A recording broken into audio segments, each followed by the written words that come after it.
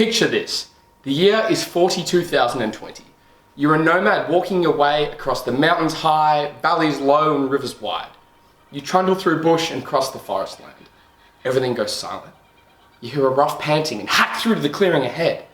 You spy a 3,000 kilogram behemoth of a wombat. You don't even know what a wombat is yet. It looks delicious. You all jump out at once, kill it and eat it. This is the life of a diprotodon, an ancient Australian that has lived for over 1 million years.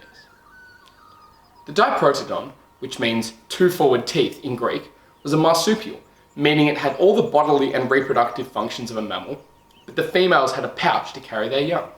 They are still the largest marsupial to have ever lived, and their closest living relative today would be the koala or the wombat.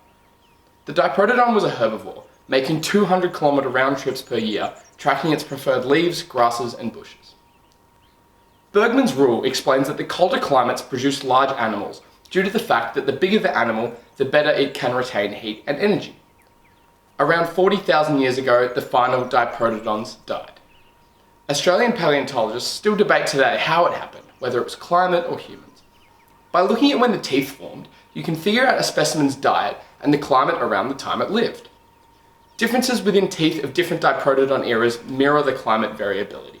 As the climate warmed, the country dried up and the diprotodons struggled.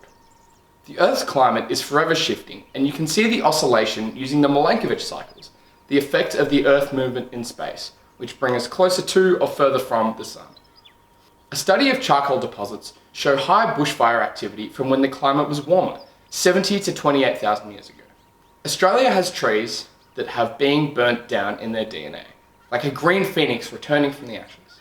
Most eucalypts and some Banksia trees have fat tree booty organs called lignotuber, which sprout shoots if the canopy above is burnt.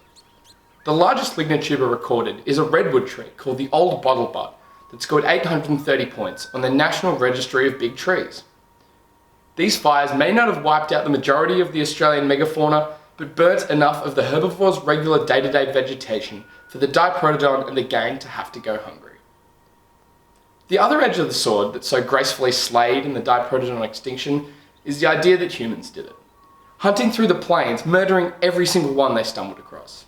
I think the extinction has to be a number of contributing factors, and as University of New South Wales paleontologist Professor Mike Archer so eloquently reminds us, it cannot solely have been a blitzkrieg by early humans.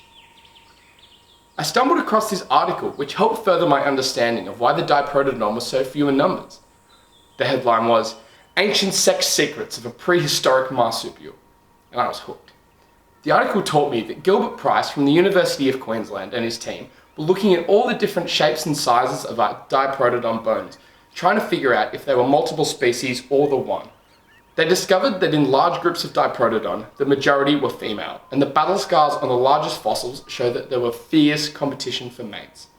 Some Indigenous Australian cultures believed that the fossilised skeletons of the diprotodon were bunyips, so it was probably wise when the elder advised you not to go down to the local watering hole because a horny 3-ton diprotodon could be there waiting for you.